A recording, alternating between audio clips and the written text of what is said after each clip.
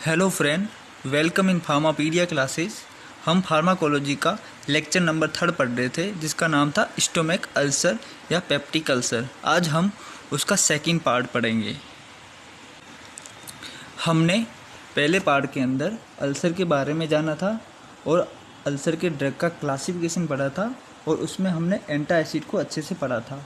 आज हम इस लेक्चर के अंदर सेकंड क्लास पढ़ेंगे जिसका नाम है ड्रग डिक्रीज एसिड सिक्रेशन। इसके अंदर हम प्रोटॉन पंप इनहिबिटर पढ़ेंगे, H2 ब्लॉकर पढ़ेंगे और एंटीकोलिनर्जिक पढ़ेंगे। आज हम पढ़ेंगे drug decrease acid secretion. Acid मतलब HCl। तो सबसे पहले हम ये जानेंगे कौन सी वो सेल है स्टोमक के अंदर जो HCl का सिक्रेशन करती है। तो उस सेल का नाम है पेराइटल सेल। ये एग्ज़ाम में पूछा गया है किसी गवर्नमेंट एग्ज़ाम में, तो आप इसको याद रखना। इसी सेल को हम ऑक्जेंटिन ग्लैंड या ऑक्जेंटिन सेल बोलते हैं या फिर डेलोमॉर्फस सेल बोलते हैं। तो आप इसको याद रखना। ये HCl का सिक्रेशन करती है, उसके साथ IF का भी सिक्रेशन करती है। ये IF मतलब इंट्रिंसिक फैक्टर। IF का रोल रहता है विटामिन B12 के एब्जॉर्प्शन में। जब ये IF स्टोमक के अंदर विटामिन B12 के साथ कॉम्प्लेक्स बना देता है, फिर इंटेस्टाइन के अंदर जाके एब्जॉर्प्शन होता है विटामिन B12 का। तो आप याद रखना IF का रोल रहता है विटामिन B12 के एब्जॉर्प्शन के अंदर। एक और सेल है जिसका नाम है chief cell. Chief cell pepsinogen का रिलीज करती है। पेप्सिनोजन एक इनएक्टिव एंजाइम है। किसी भी एंजाइम के पीछे GEN लगा रहता है, इसका मतलब वो इनएक्टिव फॉर्म में। ये HCl की प्रेजेंस में जब स्टोमक का pH 2 पहुँच जाता है तब ये एक्टिव हो जाता है पेप्सिन के फॉर्म में। तो ये जो पेप्सिन है, पेप्सिन ये प्रोटीन के मेटाबॉलिज्म में हेल्प करता है। इसके बाद ये एक और एंजाइम का भी रिलीज़ करती है जिसका नाम है गैस्ट्रिक लाइपेज। तो लाइपेज से पता चला लिपिड के मेटाबॉलिज्म में हेल्प करेगा। तो आपको याद रखना है स्टोमक के अंदर 2 सेल रहती है, एक होती है पेराइटल सेल, दूसरी होती है chief cell. Parietal cell HCl और इंट्रिंसिक फैक्टर का रिलीज़ करती है और चीफ सेल पेप्सिनोजन और गैस्ट्रिक लाइपेज का रिलीज़ करती है। आज हम ड्रग डिक्रीज एसिड रिलीज के बारे में पढ़ने वाले हैं। तो इसमें 3 सब क्लास थी। एक है M1 ब्लॉकर जिसको हम एंटीकोलिनर्जिक बोलते हैं, जो दूसरी क्लास थी उसको हम H2 ब्लॉकर बोलते हैं और तीसरी क्लास थी वो है प्रोटॉन पंप इनहिबिटर। तो इन तीनों क्लासों का मैकेनिज्म ऑफ एक्शन हम इसी स्लाइड के अंदर पढ़ने वाले हैं। तो आपको इस स्लाइड को अच्छे से देखना है। तो सबसे पहले आप यहाँ पे देखो, तो यहाँ पे एक पंप सिस्टम दिख रहा है जिसका नाम है हाइड्रोजन पोटेशियम ATPH। तो आपको एक चीज़ याद रखना है, यह हाइड्रोजन मतलब प्रोटॉन, इसके साथ पोटेशियम है। तो कई बार एग्जाम में जब क्वेश्चंस आता है उसके अंदर हाइड्रोजन के साथ ऑप्शन में सोडियम दे देंगे या फिर हाइड्रोजन के साथ क्लोराइड दे देंगे, तो आपको कन्फ्यूजन होगा। तो आपको याद रखना है प्रोटॉन पोटेशियम, PP याद रखना, प्रोटॉन पोटेशियम। तो प्रोटॉन के साथ पोटेशियम पंप रहता है, तो आपको ये चीज़ याद रखनी है। अगर आप इस डायग्राम को ढंग से देखोगे तो इसमें हाइड्रोजन पोटेशियम पंप के पीछे ATPH लिखा हुआ है। जब भी किसी पंप के पीछे ATPH लिखा रहता है, इसका मतलब ये हुआ जब हम उस पंप को एनर्जी प्रोवाइड करेंगे ATP की फॉर्म में, तभी वो पंप एक्टिवेट होगा। जब ये पंप एक्टिवेट होगा तब पोटेशियम आयन सेल के इनसाइड जाएगा, मतलब पेराइटल सेल के इनसाइड जाएगा, और जो H+ आयन है वो सेल के बाहर आएगा और ये H+ आयन क्लोराइड के साथ मिलके HCl बना देगा, मतलब एसिड बना देगा। अभी तक हमने ये जान लिया कि जब प्रोटॉन पंप एक्टिवेट होता है उससे H+ आयन जब स्टोमक में रिलीज होता है वो क्लोराइड के साथ मिलके HCl बना देता है। अब हम ये जानेंगे इस प्रोटॉन पंप को एनर्जी कौन प्रोवाइड कराता है, मतलब इस पंप को एक्टिवेट कौन करता है। तो 3 पाथवे होते हैं, उसके थ्रू इस पंप को एनर्जी मिलती है। तो पहला पाथवे है वो है कोलिनर्जिक पाथवे। यहाँ पे एक पेराइटल सेल के ऊपर M1 रिसेप्टर रहता है। जब एसिटाइल कोलिन, ये कोलिनर्जिक रिसेप्टर है, जब एसिटाइल कोलिन इस रिसेप्टर को एक्टिवेट करेगा, जब ये रिसेप्टर एक्टिवेट होगा तब इस रिसेप्टर के थ्रू कैल्शियम रिलीज होगा, उससे एनर्जी मिलेगी इस प्रोटॉन पंप को। आपको एक चीज़ याद रखनी है, एक वेगस नर्व होती है जो क्रेनियल नंबर 10 रहती है, जो मैंने आपको कफ के टाइम पढ़ाया था कि ये नर्व सबसे लॉन्गेस्ट नर्व है और ये अपने लंग्स के अंदर, ट्रेकिया के अंदर भी डिस्ट्रीब्यूट रहती है और ये स्टोमक के अंदर भी होती है। तो इस नर्व के थ्रू एसिटाइल कोलिन आता है, वो M1 रिसेप्टर को एक्टिवेट करता है और M1 रिसेप्टर के थ्रू कैल्शियम के थ्रू एनर्जी मिलती है ATPase पंप को। तो हमने पहला पाथवे तो पढ़ लिया। अब सेकंड पाथवे है कि इस पंप को H2 रिसेप्टर के थ्रू भी एनर्जी मिलती है। तो जब मास्ट सेल से हिस्टामिन रिलीज होगा, ये हिस्टामिन H2 रिसेप्टर को एक्टिवेट करेगा, जिसकी वजह से इसको एनर्जी मिलेगी इस पंप को। जब इस पंप को एनर्जी मिलेगी तब ये प्रोटॉन पंप एक्टिवेट हो जाएगा। तो H2 रिसेप्टर एक एग्जाम्पल है जी प्रोटीन कपल रिसेप्टर का। तो हम अच्छे से तभी पढ़ेंगे, जी प्रोटीन रिसेप्टर पढ़ेंगे उस टाइम इसके पाथवे को। तीसरा जो पाथवे है वो गैस्ट्रिन के थ्रू भी ये इसको एनर्जी मिलती है। तो एक रिसेप्टर होता है जी, जिसको बोलते हैं गैस्ट्रिन रिसेप्टर। जब इस पे गैस्ट्रिन बाइंड होता है तब कैल्शियम आयन रिलीज होता है, तब भी ये पंप को एनर्जी मिलती है और ये एक्टिवेट हो जाता है। तो फाइनली हमने इन तीनों पाथवे के बारे में जान लिया कि ये किस तरह से एक्टिवेट करते हैं प्रोटॉन पंप को, किस तरह से ये एनर्जी प्रोवाइड करते हैं प्रोटॉन पंप को। बट हमारा एम अल्सर के केस में ये है कि हमें एसिड रिलीज को कम करना है, मतलब हमें इन सब पाथवे को रोकना है। तो सबसे पहले जो M1 रिसेप्टर है, इसके पाथवे को रोकने के लिए जो हम ड्रग देंगे वो है एंटीकोलिनर्जिक, जो हमारी M1 ब्लॉकर थी। जब हमें हिस्टामिन के एक्शन को रोकना है, इस H2 रिसेप्टर जो एक्टिवेट होता है इसको रोकना है, तो हम H2 ब्लॉकर ड्रग देंगे। और गैस्ट्रिन के लिए अभी तक कोई ड्रग है नहीं, तो अभी हम इसको तो नहीं रोक रहे हैं। बट हमारे पास एक और ड्रग है जो डायरेक्टली इस प्रोटॉन पंप को ही इनहिबिट कर लेती है, वो है प्रोटॉन पंप इनहिबिटर। तो अपनी तीनों सब क्लास का मैकेनिज्म इस डायग्राम में कवर हो गया है।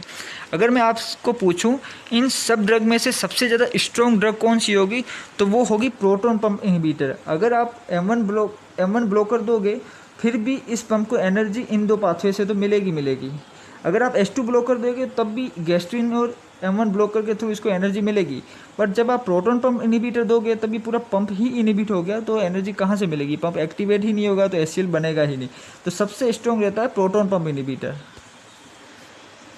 तो आई होप कि आपको इन सब का मैकेनिज्म ऑफ एक्शन पता चल गया होगा। अब हम अलग से H2 ब्लॉकर के बारे में पढ़ेंगे। तो इसके अंदर जो ड्रग आती है वो ड्रग है सिमेटिडीन, फेमोटिडीन, निजाटिडीन, रेनिटिडीन। तो सारी टीडीन जो ड्रग है वो सारी आती है H2 ब्लॉकर के अंदर। अब हम इसके साइड इफ़ेक्ट के बारे में पढ़ेंगे। तो वैसे तो इसका साइड इफ़ेक्ट डिजीनेस भी रहता है और भी छोटे मोटे साइड इफ़ेक्ट हैं, वो इतने इंपॉर्टेंट नहीं है। एग्जाम के पर्पज़ में जो इंपॉर्टेंट साइड इफ़ेक्ट है वो है गायनेकोमेस्टिया, जिससे ब्रेस्ट का इनलार्जमेंट हो जाता है, ओलिगोजूस्पर्मिया, जिसमें स्पर्म काउंट कम हो जाता है। एक चीज़ याद रखना, जो ये ड्रग है सिमेटिडीन, तो ये अपने जो एंड्रोजन हार्मोन है या सेक्सुअल हार्मोन है उनके साथ ही इंटरफेयर करती है। तो आप ये भी एक चीज़ याद रखना। इसके बाद जब हम एंटासिड के साथ H2 ब्लॉकर को लेंगे तब H2 ब्लॉकर का एब्जॉर्प्शन कम हो जाएगा, और कम होगा तो उसका एक्शन नहीं आएगा। तो ये भी किसी एग्ज़ाम में पूछा गया है, गवर्नमेंट एग्ज़ाम के अंदर। इसके बाद ये बहुत इंपॉर्टेंट है, जो सिमेटिडीन ड्रग है वो इनहिबिट करती है साइटोक्रोम P450 एंजाइम को। तो आप याद रखो, जब कोई भी ड्रग साइटोक्रोम P450 जो लीवर के अंदर एंजाइम होते हैं उनको इनहिबिट करेगी, तो बहुत सारी ऐसी ड्रग है जिनका थेराप्यूटिक विंडो बहुत कम रहता है, नैरो रहता है। तो उनके साथ अगर हम सिमेटिडीन को देंगे तो उनकी टॉक्सिसिटी हो जाएगी। तो आप याद रखो, जब मैं अस्थमा आपको पढ़ा रहा था तब वहाँ पे मैंने आपको जेंथिन के बारे में बताया था। जेंथिन में एक थियोफाइलिन ड्रग थी जिसका थेराप्यूटिक विंडो बहुत नैरो था। तो उस केस में अगर हम उसको सिमेटिडीन के साथ दे दें थियोफाइलिन को, तो सिमेटिडीन क्या करेगी, उसको जो मेटाबोलाइट करने वाले एंजाइम को इनहिबिट कर लेगी। जैसे इनके एंजाइम को इनहिबिट करेगी तो थियोफाइलिन की टॉक्सिसिटी बढ़ जाएगी। तो ऐसे बहुत सारे एग्जांपल थियोफाइलिन की, जरा फिनोटोइन है वो भी बोल सकते हो। तो सिमेटिडीन कंट्राइंडिकेट रहती है बहुत सारे ड्रग के साथ जिनका थेराप्यूटिक विंडो नैरो रहता है।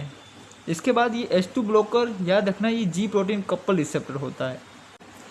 यहाँ पे कुछ एडिशनल इन्फॉर्मेशन है, जैसे कि सिमेटिडीन के अंदर जो रिंग रहती है वो है इमिडाजोल, जो रेनिटिडीन के अंदर जो रिंग रहती है वो रिंग है फ्यूरॉन, और जो फेमोटिडीन के अंदर रिंग रहती है वो थायाजोल। कभी एग्जाम में क्वेश्चंस आए रिंग सिस्टम के ऊपर तो आप यहाँ पे ये कौन से मत लगाना, फेमोटिडीन के ऊपर पहला वर्ड F है तो इसके अंदर फ्यूरॉन रिंग होगी, तो क्वेश्चन गलत हो जाएगा। फेमोटिडीन के अंदर थायाजोल रहती है, रेनिटिडीन के अंदर फ्यूरॉन रहती है। अगर आप इसको साइड में देखोगे तो रेनिटिडीन के पीछे मैंने मल्टीप्लाई 5 लिखा है और फेमोटिडिन के पीछे मल्टीप्लाई 8 लिखा है। इसका मतलब ये हुआ कि जो ये सिमेटिडिन है, इस सिमेटिडिन से रेनिटिडिन 5 टाइम मोर पोटेंट है। मतलब जो सिमेटिडिन की जो डोज होती है उससे 5 टाइम कम डोज पे ही रेनिटिडिन एक्शन दे देती है, और जो फेमोटिडिन है वो सिमेटिडिन से 8 टाइम ज़्यादा पोटेंट है। इसका मतलब ये हुआ कि जो सिमेटिडिन जो एक्शन देती है उस डोज की 8 टाइम कम डोज में ही फेमोटिडिन अपना एक्शन दे देती है। तो ये इम्पोर्टेंट है, आप याद रखना। अब हम सिमेटिडिन के स्ट्रक्चर के बारे में पढ़ेंगे। तो जो प्रीवियस ईयर के जो पेपर हुआ करते थे जीपेट के, जो 2010, 12, 13, उस टाइम कई बार IUPAC नेम के ऊपर क्वेश्चंस आते थे या फिर स्ट्रक्चर के ऊपर क्वेश्चंस आते थे। तो ऐसे क्वेश्चन रहते थे कि इनमें से कौन सी ड्रग अल्सर में यूज़ की जाती है, नीचे IUPAC नेम दे दिया या फिर स्ट्रक्चर दे दिए। तो हमें स्ट्रक्चर पूरा याद नहीं रखना है, हमें सिर्फ उस स्ट्रक्चर के कैरेक्टरिस्टिक याद रखने हैं, जिससे हम क्वेश्चंस इजीली कर पाएँ। एटलीस्ट हम 50-50 तो पहुँच ही जाएँ, 2 ऑप्शन तो हम ख़त्म कर लें, मतलब उनमें से तो नहीं है आंसर। तो जैसे कि मैंने आपको प्रीवियस स्लाइड के अंदर बताया था कि जो सिमेटिडिन ड्रग होती है उसके अंदर इमिडाजोल रिंग रहती है। तो यहाँ पे जो ये रिंग दिख रही है ये इमिडाजोल है। इमिडाजोल रिंग उसको बोलते हैं जो 5 मेंबर की रिंग रहती है और 1 और 3rd पोजीशन के ऊपर 2 नाइट्रोजन रहते हैं और उस रिंग के अंदर 2 डबल बॉन्ड रहते हैं, इसको बोलते हैं इमिडाजोल रिंग बोलते हैं। तो आप अगर स्ट्रक्चर में देखोगे तो इसके अंदर मिथाइल ग्रुप भी है। तो मिथाइल ग्रुप है तो ये 5 पोजीशन पे मिथाइल ग्रुप है, 1 है, 2 है, 3 है, 4 है और 5 है। क्योंकि ये बड़ा ग्रुप है इसको प्रायोरिटी पहले देंगे तो हम रिंग नेमिंग यहाँ से करेंगे। तो 5 पोजीशन पे मिथाइल ग्रुप है तो इसको बोलेंगे 5 इमिडाजोल। तो कोई भी जो ऑप्शन होगा क्वेश्चंस के अंदर तो वहाँ लिखा रहेगा उस IUPAC नेम के अंदर 5 मिथाइल इमिडाजोल, और कुछ ऑप्शन ऐसे होंगे वहाँ पे 3 मिथाइल इमिडाजोल भी होगा, तब वहाँ पे वो ऑप्शन वहीं से डिलीट हो जाएंगे। तो हम 50-50 पे यहाँ तक पहुँच जाएंगे। इसके बाद अगर आप इसके स्ट्रक्चर में देखोगे ढंग से तो यहाँ पे ये एक और मोइटी दिख रही है। जब भी ये कार्बन के ऊपर 3 नाइट्रोजन है और एक डबल बॉन्ड के साथ जुड़ा हुआ है उसको ग्वानिटिडिन बोलते हैं, ग्वानिटिडिन। तो हमें पता चला सिमेटिडिन के अंदर 5 इमिडाजोल भी है और ग्वानिटिडिन भी है। तो इससे हमारा क्वेश्चन तो वैसे भी निकल जाएगा। फिर भी आपको अगर IUPAC नेम इसका और अच्छे से जानना है तो आप ग्वानिटिडिन का नंबरिंग कर सकते हो। जैसे ये 1 नंबर है, ये 2 नंबर है, ये 3 नंबर है। तो 1 पे साइनो है तो जहाँ भी ऑप्शन होगा वो 1 पे साइनो है, 2 पे मिथाइल है तो ये 2 पे मिथाइल है और 3 पे ये पूरी मोइटी है। तो इस पूरी मोइटी को क्या बोलेंगे, तो मैं आपको इसको एक हिंट दे देता हूँ कि देखो इसको बोलेंगे 5 इमिडाजोल, 5 इमिडाजोल। और ये 4 पोजीशन पे ये वाला मोइटी जुड़ी हुई है तो 5 इमिडाजोल। उसके बाद बोलेंगे 4 आइल, 4 आइल मतलब 4 पे जुड़ी हुई है, क्या जुड़ा हुआ है 4 आइल पे मिथाइल सल्फोनाइल, ये इथाइल, फिर ये नाइट्रोजन जुड़ा रहेगा। तो ऐसा कुछ ही इसका IUPAC नेम होगा। अगर आप इसको नाम को अच्छे से देखोगे तो ये सारे कैरेक्टरिस्टिक इस नेम नोमेनक्लेचर के अंदर मिल जाएंगे। तो अब बस आपको ऐसे याद करना है। अगर आपको याद नहीं भी करना तो छोड़ दो, वैसे आजकल क्वेश्चंस नहीं आते इसके ऊपर। तो हमने H2 ब्लॉकर के बारे में पढ़ लिया। अब हम पढ़ेंगे एंटी कोलिनर्जिक के बारे में। तो ये जो एंटी कोलिनर्जिक है ये जब हम कोलिनर्जिक सिस्टम पढ़ेंगे ANS के अंदर वहाँ हम अच्छे से इसको कवर करेंगे। अभी आप बस ये याद रख लो, इसके अंदर 2 ड्रग होती है, एक होती है पायरेनजिपिन, दूसरी है प्रोपेंथिलिन।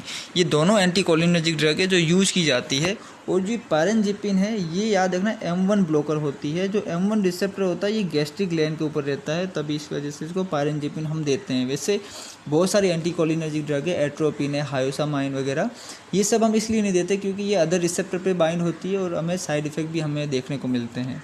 तो ये M1 ब्लॉकर ही देते हैं। इसका साइड इफ़ेक्ट सारे एंटी कोलिनर्जिक वाले साइड इफ़ेक्ट है, जो ड्राई माउथ है, ड्राई आइस है, कॉन्स्टिपेशन है। तो अभी आपको बस इतना ही याद रखना है, इससे ज़्यादा याद नहीं। अब हम प्रोटॉन पंप इनहिबिटर के बारे में पढ़ेंगे जो अपनी 3rd क्लास थी। इसके अंदर जो ड्रग आती है वो है ओमेपेराजोल, लेंसोपेराजोल, पेंटोपेराजोल, रेबिपेराजोल, स्मोपेराजोल। ये जितनी भी जोल है वो सारी प्रोटॉन पंप इनहिबिटर है। सारी ड्रग ओरल दी जाती है एंटेरिक कोटेक फॉर्म में एक्सेप्ट पेंटोपेराजोल। पेंटोपेराजोल से पीस याद रखना, ये पेरेंटल दी जाती है। अब इसके कुछ इम्पोर्टेंट पॉइंट है उसको याद रखना। ये इरिवर्सिबली ब्लॉक करती है प्रोटॉन पंप को। इसका मतलब ये जब एक बार ब्लॉक कर लेगी फिर जब तक पंप वो नया पंप ना आए, मतलब ये पंप तो फिर से कभी एसिड बना ही नहीं पाएगा, मतलब इसको तो परमानेंट इसमें ब्लॉक ही कर लिया। और पेरेंटल सेल जब नया पंप बनाएगी 72 आवर के बाद तभी एसिड रिलीज होगा। इसके बाद इसको सुसाइडल इनहिबिटर ही बोलते हैं। सुसाइडल मतलब ख़त्म कर दिया उस पंप को। तो तो कई बार क्वेश्चन आता है एग्ज़ाम में कि इनमें से कौन सा सुसाइडल इनहिबिटर है, तो ये प्रोटॉन पंप इनहिबिटर वहाँ ऑप्शन हुआ, तो आप टिक कर लेना। इसके बाद ये इनहिबिट करती है साइटोक्रोम P450। तो हमने देखा था प्रोटॉन पंप इनहिबिटर तो करती है, इसके बाद हमने देखा सिमेटिडिन है वो भी P450 को इनहिबिट करती है। तो याद रखना अल्सर में 2 ड्रग है जो साइटोक्रोम P450 एंजाइम को इनहिबिट करती है, मतलब ये एंजाइम इनहिबिटरी नेचर की होती है। तो इन ड्रग को किसी भी ऐसी ड्रग के साथ नहीं देंगे जिनका थेराप्यूटिक विंडो कम रहता है, जैसे थियोफाइलिन है, फिनोटोइन है। इसके बाद ये यूज होती है जेडी सिंड्रोम। जेड मतलब जोलिंजर इलिसन। तो ये क्या होता है, पैराइटल सेल के ऊपर ट्यूमर हो जाता है। जब ट्यूमर होगा तो पैराइटल सेल का नंबर बढ़ जाएगा, नंबर बढ़ेगा तो नंबर ऑफ प्रोटॉन पंप बढ़ेंगे। जब नंबर ऑफ प्रोटॉन पंप बढ़ेंगे तो HCl भी बहुत ज़्यादा रिलीज होगा, वो अल्सर सीवियर अल्सर हो जाएगा। उस केस में हमें प्रोटॉन पंप को ही इनहिबिट करना पड़ता है, तब हम H2 ब्लॉकर एंटीकोलिनर्जिक नहीं दे सकते, हमें तब प्रोटॉन पंप देना पड़ता है। तो याद रखना जेडी सिंड्रोम में यूज होता है। और इसका एक साइड इफ़ेक्ट है पर्नीशियस एनीमिया। और भी साइड इफ़ेक्ट होंगे छोटे मोटे, पर उनको याद नहीं रखना है, एग्जाम में ये पूछा जाता है पर्नीशियस एनीमिया होता है। ये क्यों होता है, तो हमें पता है कि पैराइटल सेल्स से HCl रिलीज होता है, उसके साथ इंट्रिंसिक फैक्टर भी रिलीज होता है जो IF बोलते हैं। तो ये HCl के रिलीज को तो रोकती है, साथ में IF इंट्रिंसिक फैक्टर के रिलीज को भी रोकती है। तो हमें पता है विटामिन B12 के एब्जॉर्प्शन में इसका रोल रहता है। जब ये नहीं रिलीज होगा तो विटामिन B12 भी एब्जॉर्ब नहीं होगा। जब विटामिन B12 एब्जॉर्ब नहीं होता, जो उसकी कमी से जो हमें एनीमिया होता है वो है पर्नीशियस एनीमिया। तो आपको याद रखना है, आप ऐसे भी याद रखते हो प्रोटॉन पंप इनहिबिटर का साइड इफेक्ट भी है और विटामिन B12 की डेफिशिएंसी से भी हमें पर्नीशियस एनीमिया होता है। अब हम मैकेनिज्म ऑफ एक्शन पढ़ेंगे प्रोटॉन पंप इनहिबिटर का अच्छे से। तो ये जो ड्रग होती है प्रोटॉन पंप इनहिबिटर, जैसे ओमेपेराजोल, ये एक प्रो ड्रग होती है। तो प्रो ड्रग उसको बोलते हैं जो इनिशियली वो इनएक्टिव फॉर्म में होती है, वो बॉडी के अंदर जाके कुछ अलग फॉर्म में कन्वर्ट होगी, फिर वो एक्टिवेट फॉर्म में होगी। तो जैसे ओमेपेराजोल देते हैं, ये एंटेरिकोटेड देते हैं, तो ये सबसे पहले इंटेस्टाइन में जाती है, वहाँ एंटेरिकोटेड की लेयर डिजोल्व हो जाती है बेसिक मीडियम में, फिर ये ड्रग एब्जॉर्ब होती है, फिर ये ड्रग पैराइटल सेल में आती है। जब ये एसिडिक pH पे आएगी, जैसे कि 2 से 3 पैराइटल सेल के अंदर, तब ये मोइटी ब्रेक डाउन हो जाएगी, उसके अंदर से सल्फेनिक एसिड बनेगा, फिर ये सल्फेनामाइड बनेगा, फिर ये कोवेलेंट बॉन्ड बनाएगा। SS बॉन्ड होता है प्रोटॉन पंप के ऊपर, उसके ऊपर जब ये प्रोटॉन पंप के SS बॉन्ड के ऊपर ये कोवेलेंट बॉन्ड बनाएगा, SS ग्रुप के ऊपर कोवेलेंट बॉन्ड बनाएगा, तब वो पंप परमानेंट इनहिबिट हो जाएगा, जिससे गैस्ट्रिक एसिड या HCl का रिलीज भी रुक जाएगा। इसको सुसाइडल इनहिबिटर भी बोलते हैं। तो आप बस इसको याद रखना, मैकेनिज्म एक्शन, ये सल्फेनिक एसिड याद रखना, सल्फेनामाइड याद रखना, ये इंटरमीडिएट बनते हैं, यही एक्टिव फॉर्म में होते हैं। तो यही एक्चुअल ड्रग है, ये तो प्रो ड्रग है। तो आपने मैकेनिज्म ऑफ एक्शन तो देख लिया। अब ये स्ट्रक्चर दिया है मैंने ओमेपेराजोल का, तो इसका भी IUPAC नेम आप उसी स्टाइल से करोगे जो मैंने सिमेटिडिन का बताया था। तो इसके अंदर जो रिंग रहती है वो रहती है बेंजइमिडाजोल। तो बेंजइमिडाजोल रिंग रहती है, बेंजइमिडाजोल BI से दिख लो, बेंजइमिडाजोल रिंग रहती है। तो आपको एक तो करेक्टरिस्टिक ये याद रखना है, और इसके बाद भी आपको ये याद रखना है कि इसके अंदर एक और रिंग रहती है जिसको बोलते हैं पायरीडिन बोलते हैं, ठीक है। तो बेंजइमिडाजोल है, पायरीडिन है, तो ये किसी ऑप्शन में मिल गए तो मतलब 50-50 तक हम पहुंच जाएंगे। फिर हम इसके ऊपर जो इनके ऊपर जो ग्रुप है उनके बारे में थोड़ा जान लेते हैं। तो आप बेंजइमिडाजोल के अंदर देखोगे तो 5-मिथॉक्सी बेंजइमिडाजोल है। तो ऑप्शन में जहाँ 5-मिथॉक्सी बेंजइमिडाजोल मिल गया तो वहाँ से अपना 100% आंसर श्योर हो जाता है। अगर यहाँ पे भी नहीं होता तो आप अगर पायरीडिन देखोगे तो इसके ऊपर देखोगे, पायरीडिन के ऊपर, तो हम यहाँ पे ये देख सकते हैं कि पायरीडिन के 4 के ऊपर मिथॉक्सी ग्रुप है, 4 के ऊपर मिथॉक्सी ग्रुप है, और बाकी जो 3-5 पे मिथाइल है। तो कहाँ ऐसा लिखा रहे कि 3-5 मिथाइल 4 मिथॉक्सी पायरीडिन, तो वहाँ से हमारा 100% आंसर कंफर्म हो जाएगा। तो आपको बस इतना ही याद रखना है, इससे ज़्यादा आपको याद नहीं रखना। आज हम यहाँ तक ही पढ़ेंगे, इसके बाद एक और वीडियो आएगा, उस वीडियो के अंदर जो बची हुई क्लास है उसके बारे में मैं आपको बताऊँगा। तो थैंक यू वीडियो देखने के लिए। आप वीडियो को लाइक कर सकते हो, सब्सक्राइब कर सकते हो चैनल को, एंड शेयर भी कर सकते हो। Thank you.